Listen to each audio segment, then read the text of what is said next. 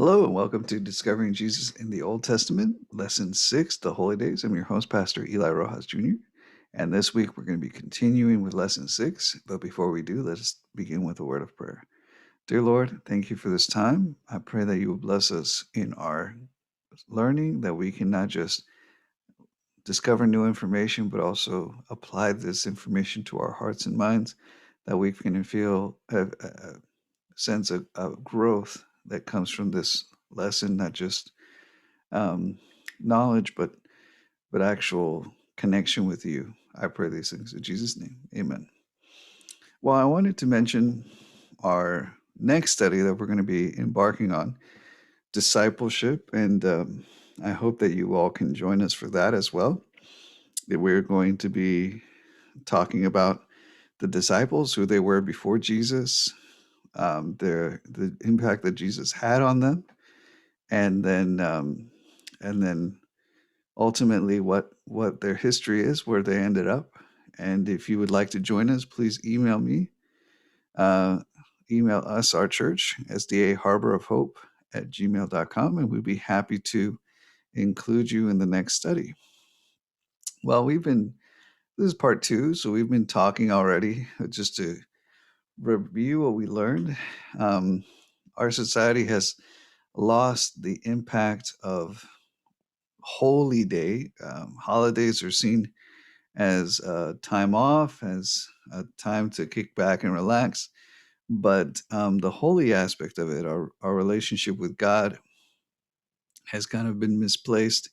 A lot of people complain now about holidays like Christmas and Easter being more about um, the other things, the superfluous things, than about our relationship with God. And the reality is that um, these days that were set apart in the Bible had a much greater focus on holy than on rest, on those things. But it was the perfect combination of all those things. So um, we see that you could rest from your work, you could socialize and be with friends, you could celebrate with food, but the central piece of it always was our relationship with God and connecting with God more. Um, in the Bible, we see that each of these holidays is specific. There's a point to this. God put a special time, He left special instructions, He had a special lesson that He wanted us to learn, and it connected with Jesus in a significant way. So we have the 7 great holy days, and we've gone through all 7 last week, and we'll just go through quickly. Um, these are uh, the 7 days that are set apart, but every week we had a holy day, a Sabbath, every 7th day. And that was a day of rest, but also a day of connection, a social, spiritual, and physical rest. And it points to Jesus as the source of creation and the Lord of the Sabbath. We had the new moons, which I'll admit is a little bit more difficult to understand because it didn't translate into our day and age. And there's not a lot written about the new moons.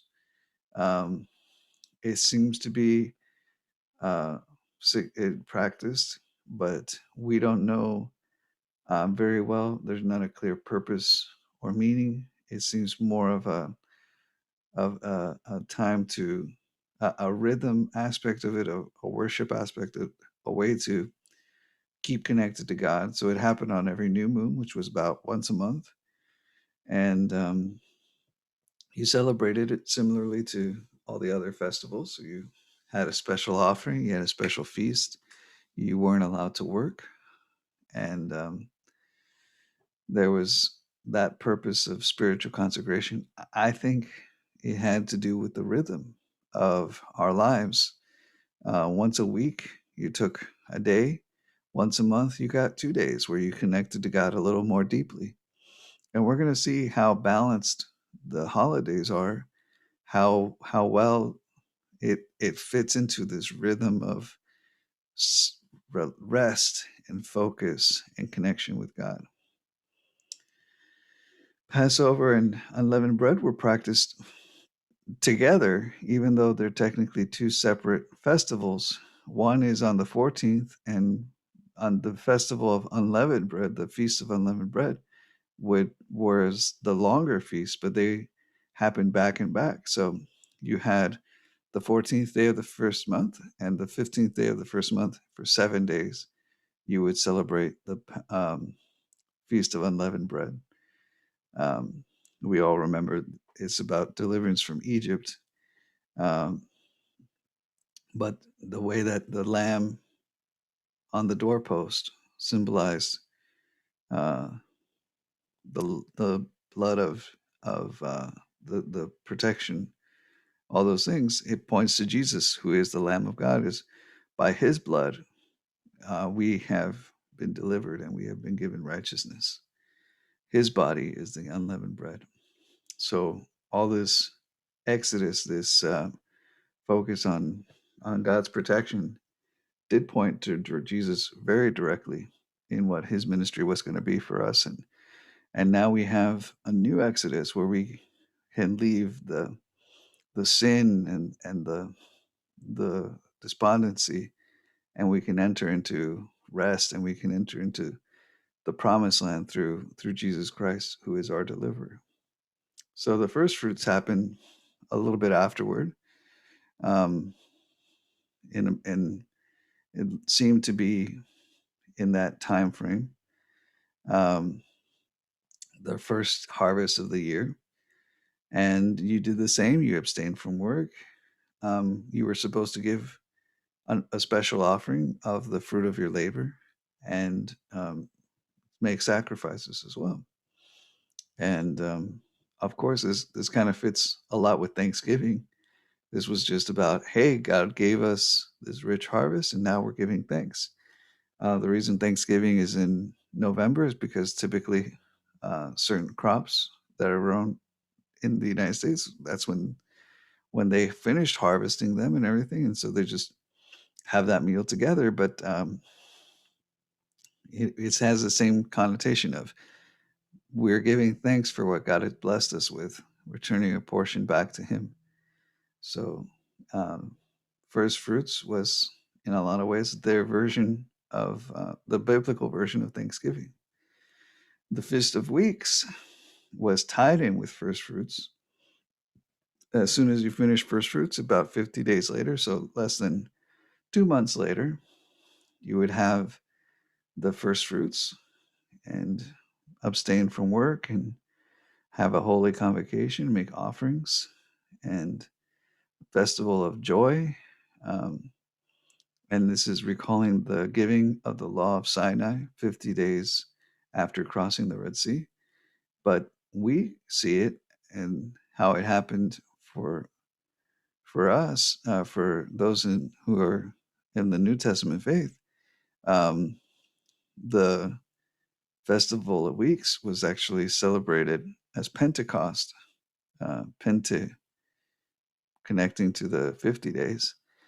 And so we see it as the Pentecost, as the fulfilling, as the gift of the Holy Spirit. And also we can look at our understanding how this points to Jesus, as now He's giving us a new covenant, a new uh, covenant between us and Him, where we're no longer having to be perfect according to the law, but we can be perfect according to faith, and His righteousness covers our injustice, our imperfections, our unrighteousness. So this again points to Him very directly. It points to Jesus.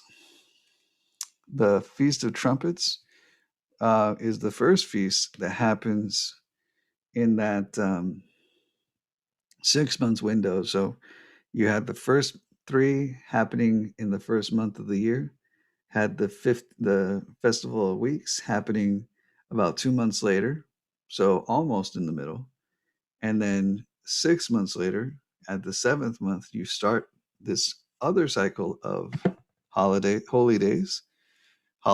with the Feast of Trumpets. So it happened the first day of the seventh month, and this was focused on calling Israel to judgment, to for a time of spiritual consecration, to mark, to refocus on God. And I put that it marks the passage of time simply because there was a rhythm to this. It happened 6 months after the first celebrations. And so as you're going through your year, you have this weekly reconnection with God, this monthly reconnection with God. And then every year you spend three festivals connecting with God in the beginning and three festivals connecting with God in the middle. So to me, it seems like uh, a good reminder, a good balance. You had these weekly, monthly reminders, but now you have an extra reminder, and it was very focused on coming back to God, on reconsecrating ourselves to God.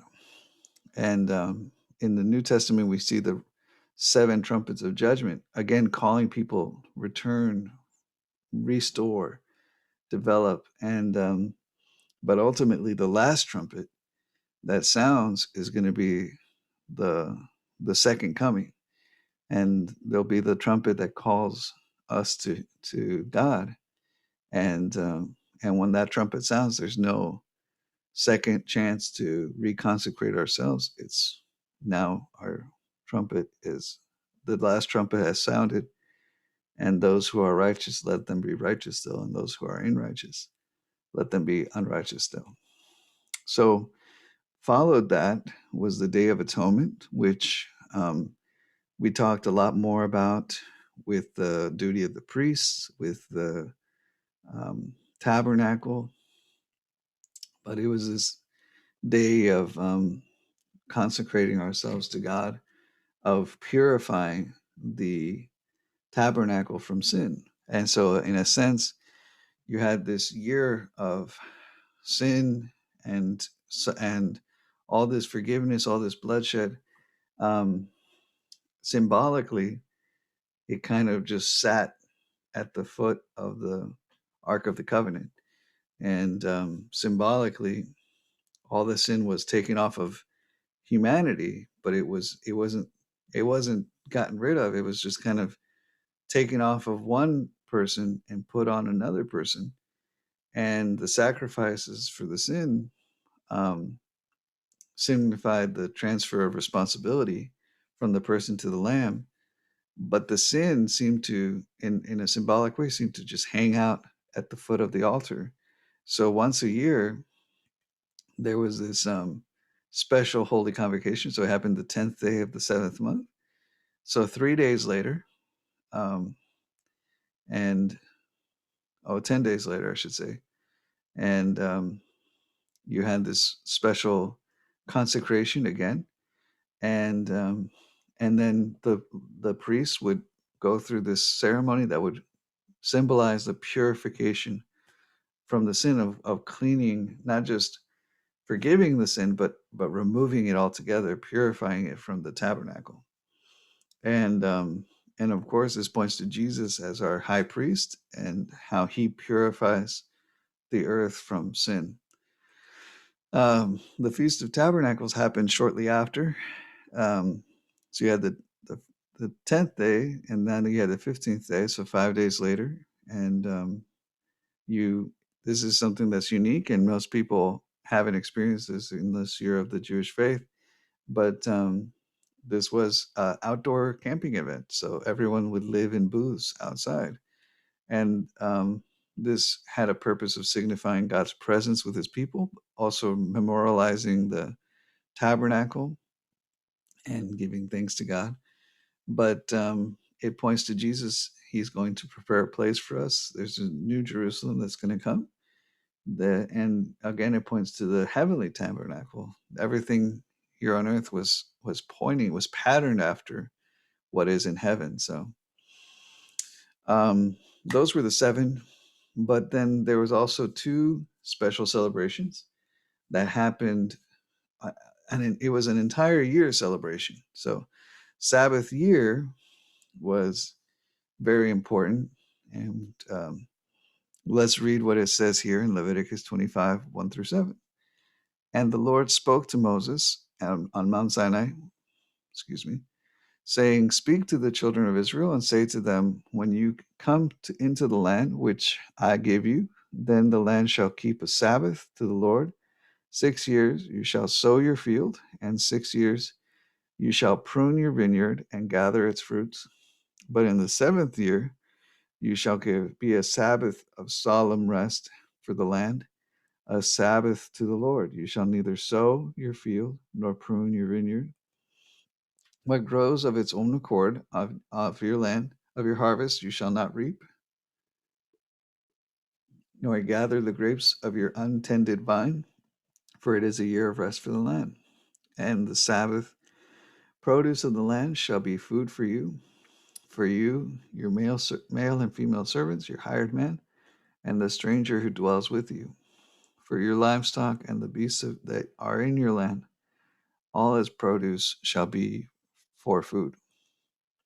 So this happened the 7th year, and we understand this now because we've gotten some science behind this. But you can destroy your land by overworking it. And in fact, the famous scientist George Washington Carver, a lot of people think that he was just really enthusiastic over peanuts. He's the one that came up with peanut butter and a bunch of other different uses for peanut oil, and different things. And everyone thinks, oh, this guy he just loved peanuts. But what happens is that in the South, these newly freed slaves who had their own property and had their own land were trying to cultivate it and make some money for themselves. But the problem is that the big cash crop was cotton, and you can really destroy your land because cotton takes up a lot of nutrients, but it doesn't leave anything behind. But on the other hand, peanuts actually are great for restoring nutrients to the soil. So um, George Washington Carver wanted to create create create a demand for peanuts so that farmers could also benefit, and their properties wouldn't be sucked out of nutrients. Today we irrigate, we give fertilizer, we do all these things so that we can keep producing. But in that time, the best thing you can do is just give the land a year off. And so God um, even thought of rest for the land, rest for the place, for the soil. And they weren't even allowed uh, to harvest. They could take the food, but they couldn't harvest. Um, so what they would do is they they would get what they could, but what happens when you don't harvest is that a lot of the food ends up falling off and getting rotten and stuff. So you eat what you need, and the rest of the fruit stays on the tree. So then what happens when the fruit falls to the floor? It gives nutrients to the soil, the vines, everything that dies goes to um, give fruit and give nutrients back to the soil. So this was a very good thing to give to the to the soil, to give rest, to be able to produce more. This was also a reminder that the land belongs to God. And they had it in their mind. A lot of times we think our possessions are our own. We take that for granted. But the truth is that everything we have belongs to God, and God has given it to us. So it's not ours. It's God's. Essentially, He's lending it to us. So this was important for them to learn, um, to trust God, to give glory to God, but that He is essentially the owner of all this earth and all the land. So um, the other aspect, which was good in the time of Israel, um, slaves were not um, were seen more as indentured servants than slavery that we understood it from the early years of American slavery. What we experienced here, um, they they were more indentured servants. They would come and work, and they would be considered property, and um, the owner of the slave could abuse them or beat them. But um, at a certain point, they were released from slavery, from bondage. The debts were forgiven. So the seventh years were very beneficial to society. It kind of helped restore society. So these people who had been sold into slavery, who had been given as workers, were able to come back to, get out of that situation and build for themselves. And so that was very beneficial. This Sabbath year wasn't just for the land, but also people um, who had to, for necessity, go into slavery. Um, those who had owed debts were able to to be forgiven and go through and not have to have this over. It was a restorative year for them as well. But the promise is ultimately heaven. Um, the millennium in heaven, the Bible talks about 1,000 years that we're going to spend in heaven before we return to this earth. And that can be seen as that Sabbath of rest, of being together, of being uh, in heaven. God is going to take us to heaven. And then after the millennium, we're all going to come back down to earth. And of course, the statement, Jesus is the Lord of the Sabbath, that applies that. And this time of rest and this time of year for the Sabbath ultimately points to Jesus again, because he's the Lord of the Sabbath. So if you can picture in your mind the millennium, that Sabbath year, a day is like 1,000 years for the Lord. 1,000 years is like a day to the Lord. Um, that day, the Sabbath year, um, us experiencing the millennium with God and allowing the earth to heal and restore itself. But then there was a very special Sabbath year. And the special Sabbath year was called the year of Jubilee. So let's read in Leviticus 25, 8 through 55. And you shall count 7 Sabbaths of years for yourself, 7 times 7 years. And the time of the 7th Sabbath of years shall be to you 49 years. Then you shall cause the trumpet of the Jubilee to sound on the 10th day of the 7th month. On the day of atonement, you shall make the trumpet to sound throughout all your land, and you shall consecrate the 50th year and proclaim liberty throughout all the land to all its inhabitants. It shall be a jubilee for you, and each of you shall return to his possession, and each of you shall return to his family.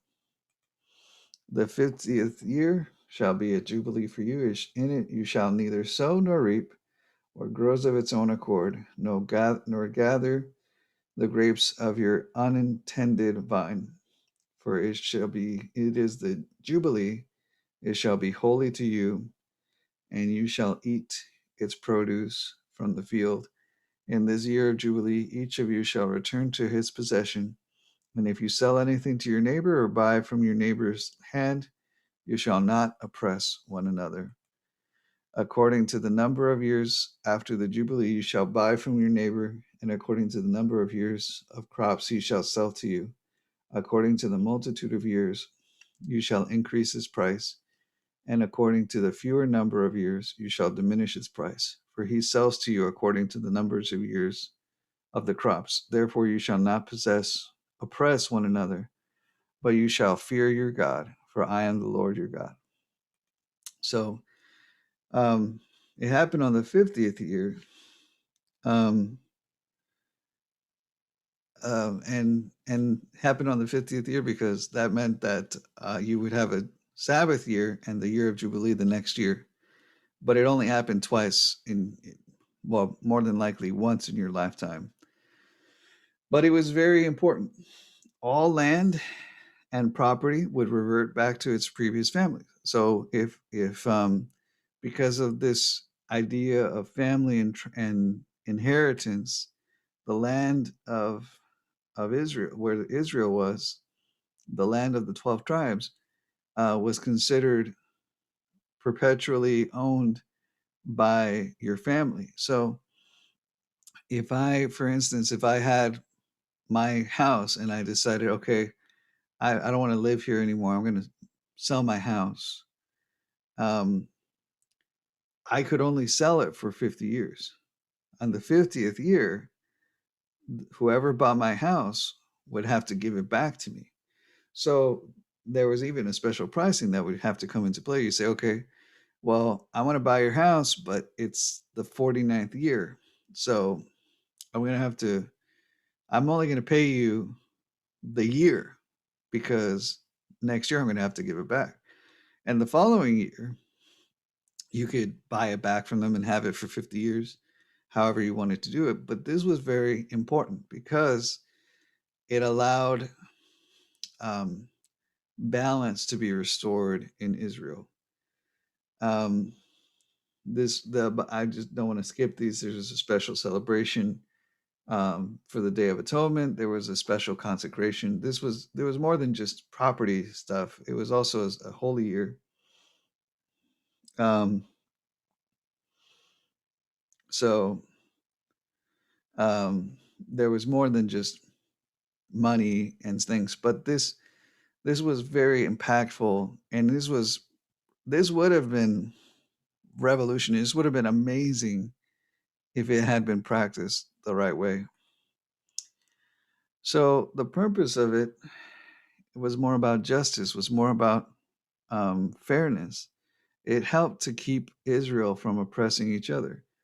It would check greed and poverty. So no matter how poor you became, you never you always had an opportunity. There would be a time when you would be restored. So you would get your property back, you would get your debts uh, forgiven, and you would be able to start over. So, you think about, most people in our society today where um, they get into a debt snowball. They uh, don't make enough money to pay for their housing, so they have to, um, they lose their house. They get into debt with student loans. They spiral, and so they end up being stuck in a system, in a poverty where they can't make enough to get out of it, and because they're in debt, their debt keeps growing, and they start falling into this um, heavy spiral of poverty, and that's horrible. That's terrible, but that happens quite often in our society. And then on the other side, you have this greed where money makes money, and the more money you make, the easier it is to make money. And so you'd have these people who were fortunate enough through hard work, they are able to have more than other people, and so because they have more, they're able to buy more properties, which in turn allows them to create more produce, which in turn allows them to hire more people, which in turn allows them to become just bigger and bigger and bigger. And before you know it, you have these very wealthy people. Well, at the end of the 50 years, um, balance would be restored. So it's not that somebody would go and take the money out of their bank, but their properties would go back to the original owners. Their slaves would be set free. Um, Balance would be restored, and then they could there wouldn't be anybody that was so wealthy, that was so ridiculously disproportionately wealthy to anybody else, because at the end of the 50 years, a balance would be restored, and the rich people would kind of lose that extreme advantage that they had, and the poor people would be let out of the oppression, the problems that they had happened, and everybody would kind of go back and meet in the middle. And this was intended to be a great means for justice, because it would allow people to start over, to recover, to so that there was never extreme poverty or burdensome extreme wealth, where only 1% of the population had extreme wealth and everyone else was middle class or suffering because they didn't have access to these things. So it was intended, it was perfect in its intention. So um, it did point to um, it did point to Jesus as the Lord of the Sabbath, as the divine jubilee, as in heaven, and that's always important. I don't want to make it sound like we're just tying two loose ends together, but what are we talking about in heaven? The promise that no one is going to be hungry, no one's going to be thirsty, no one's going to be starving and struggling, and then at the same time we're all going to be equal. There's no one that's going to be above anyone else, that has greater power, greater wealth, greater opportunity. That we'll all be, there'll be no extreme poverty and there'll be no extreme wealth, and we'll all be brothers and sisters and together in heaven. And that is the divine jubilee, that that everything will be restored, that the poor shall be is blessed because of heaven, that the rich, um, the Bible warns them that they have to be fair, that they have to be just, but in heaven there will be justice, there will be support, there will be balance, and that's what God intended for us here on earth, so that we can experience His plan for us. Um, but unfortunately, most of us are going to have to wait till we get to heaven to experience what God intended for us. Unfortunately, Israel never put this into practice, from what we can see. Um,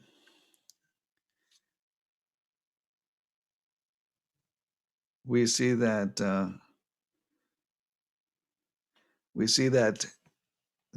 part of the reason for the Babylonian exile is because they didn't put this into practice. God actually says that they are going to spend 1 year in exile for every skipped jubilee. So if they were in exile for 70 years, that means that 70 times 50, that means that for 4,500 years, they did not celebrate the year of Jubilee. So that actually points out that as a society, maybe individuals, maybe people were celebrating it, but as a society, they didn't celebrate it. And because of that, um, they are exiled for this time. Well, Jesus is our Jubilee, so let's focus on that. And soon we're going to experience the year of Jubilee in heaven, where everything will be restored, where there's no one whose greed, whose selfishness, whose poverty, whose suffering is not going to be um, balanced, and who's not going to. We're all going to receive that Jubilee for God's honor and glory. Well, the um, the Bible also talks about the people's holidays. There's two that are in the Bible. Well, there's one that's in the Bible. The other one is not in the Bible, but that Israel adapted for themselves. And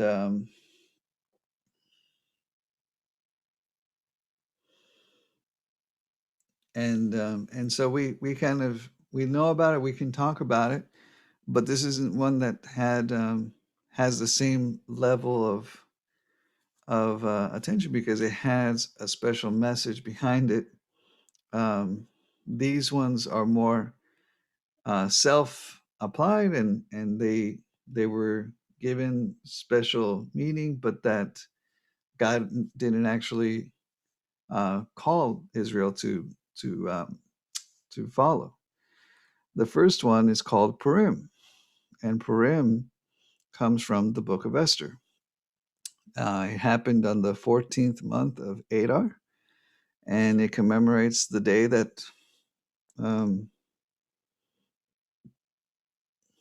that Esther saved the Jewish people from execution by Haman. And so it's very special. It's very nice. There's exchanging of gifts. There's food and drink, and there's donating charity. There's uh, celebrating a very special meal together. They read the book, the scroll, the book of Esther, um, and um, and they say special prayers, and it's very nice. It's very unique, very special. The other one is Hanukkah, and Hanukkah was celebrated after the Maccabees.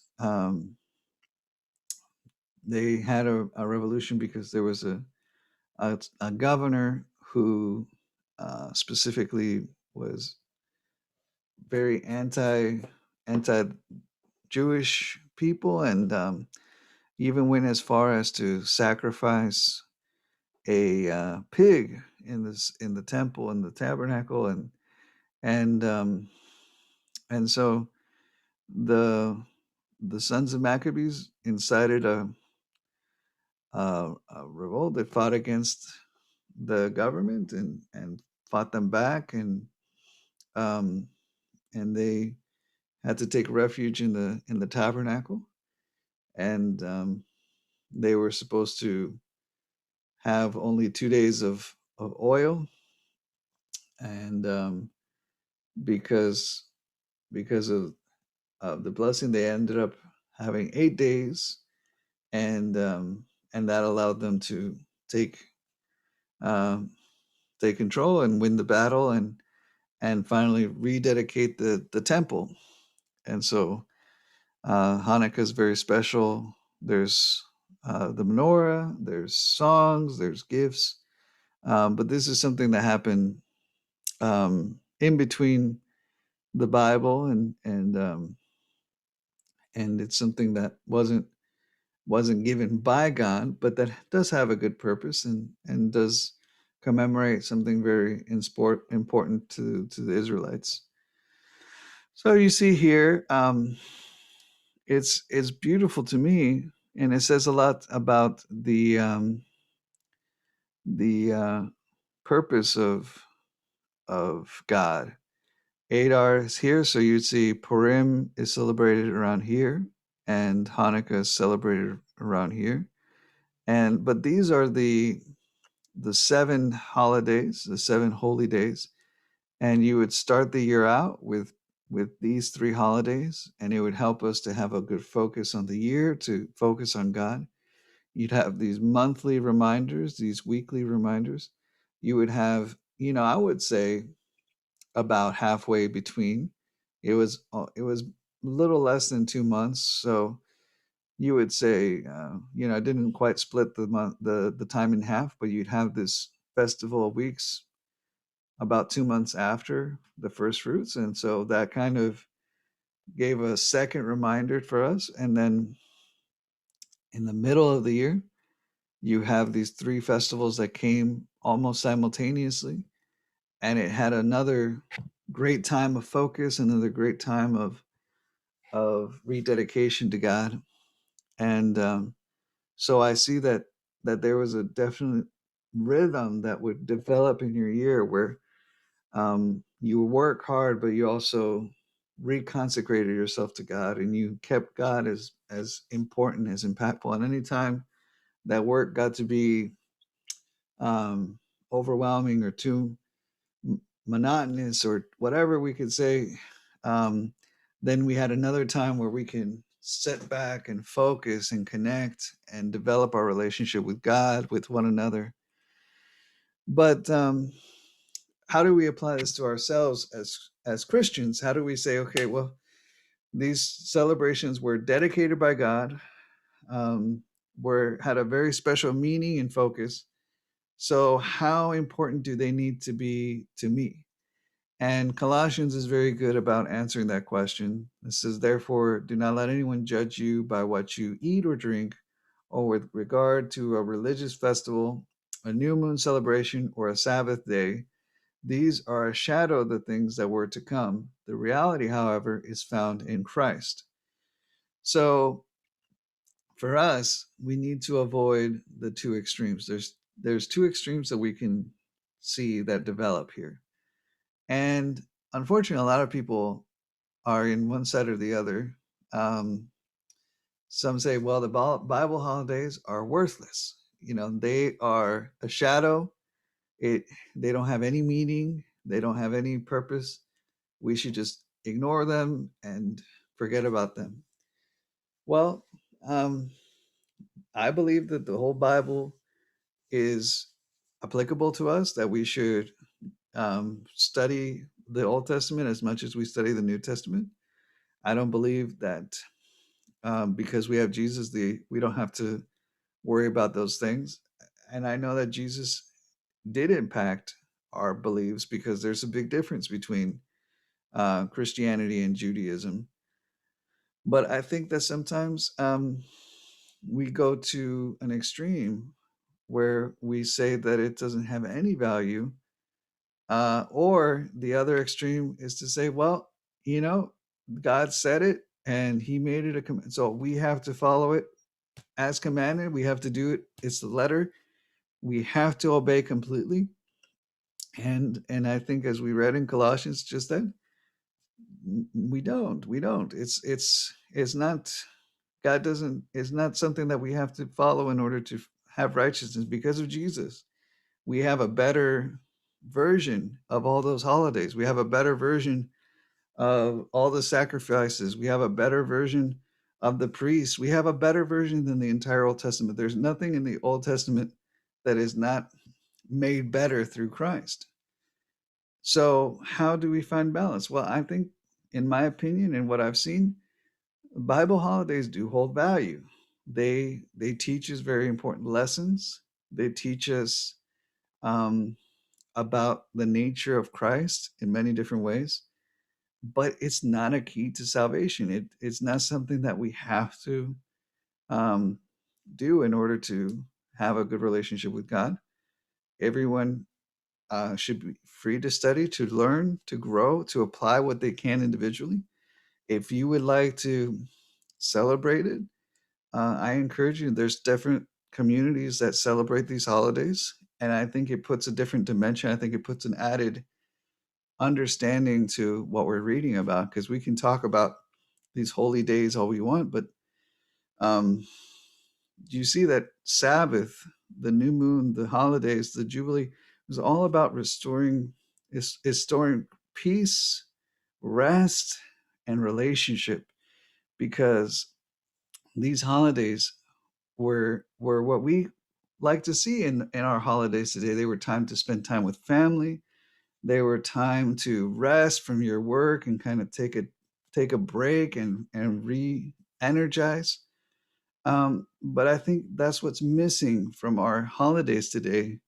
That was so important was, yeah, it's great to take a day off. It's great to hang out with family, to develop your social connections and hang out with friends. But what about our dedication to God? What about refocusing on the Lord? And unfortunately, our holidays have become social and less holy, more about relaxation. And that's something that I think we can learn and we can apply to ourselves, even if you don't decide to celebrate Day of Atonement, which in our understanding because of Christ and because of the lack of sacrifices. There's no way to celebrate Day of Atonement or any of these holidays the way that they were written in the Bible. But can we learn how to make more time for holiness, for reconnection with God? We don't have to sacrifice any animals. So does that mean that these holy days would be different in our context? Of course.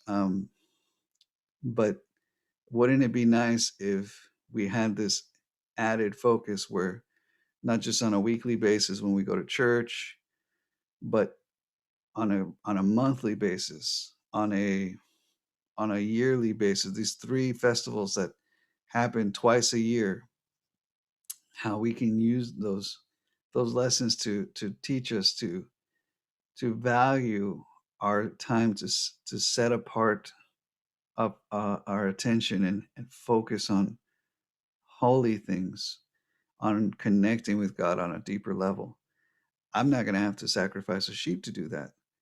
So instead of sacrificing a sheep, now it's even better. Jesus makes everything better. So now instead of worrying about sacrificing a sheep, I can just spend time where I could pray and study and avoid distractions and just maybe go out into the woods and have a couple days of just spiritual connection with God.